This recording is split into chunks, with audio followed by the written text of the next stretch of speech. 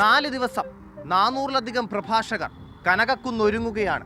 ചിന്തയും സംവാദവും കഥയും കവിതയുമെല്ലാം ക എന്ന ഒറ്റ അക്ഷരത്തിൽ ഒരുക്കുകയാണ് മാതൃഭൂമി.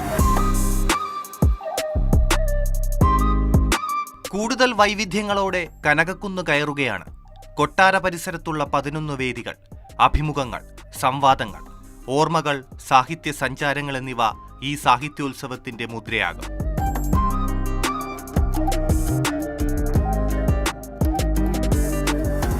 എൻട്രൻസിലുള്ളത് 54 അടി ഉയരമുള്ള ഒരു വീലാണ്. അത് കറങ്ങിക്കൊണ്ടിരിക്കും. അപ്പോൾ അത് ക്ലോക്കിൻ്റെ ഡയലിലേക്ക് കൊണ്ടുവരികയാണ്. അപ്പം അതിലെ മണിക്കൂറുകൾക്ക് പകരം മനുഷ്യജീവനുകളുടെ പല രൂപങ്ങളാണ് മണിക്കൂറുകൾക്ക് പകരമുണ്ട്. ചലിക്കുമ്പോഴാണ് മാറ്റങ്ങളുണ്ടാകും. അപ്പം നമ്മൾ കറൻസ് ഓഫ് ചേഞ്ചസ് എന്ന് പറയുന്നത് അതിൻ്റെ ഒരു വേറൊരു എക്സ്റ്റൻഷനാണ്. നമ്മളത് ക്ലോക്കിൽ കൂടെ നമ്മൾ കമ്മ്യൂണിക്കേറ്റ് ചെയ്യാൻ ശ്രമിക്കും.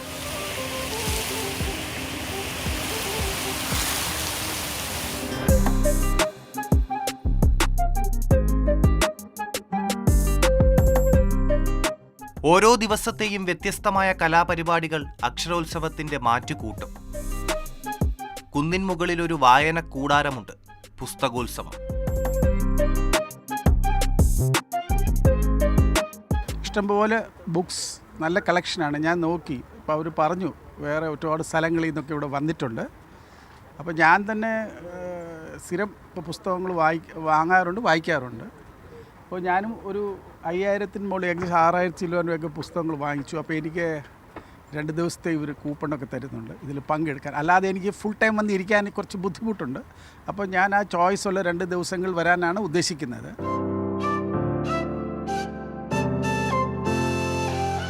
നൃത്ത സംഗീത വിരുന്നുകളും ഓപ്പൺ ഫോറവും വിവിധ കൂട്ടായ്മകളും വിനോദവേദികളുമൊക്കെ അക്ഷരോത്സവത്തിന്റെ ഭാഗമായി ഉണ്ടാകും.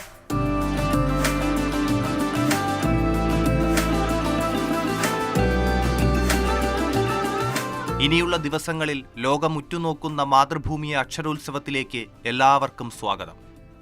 മാതൃഭൂമി ന്യൂസ്, തിരുവനന്തപുരം.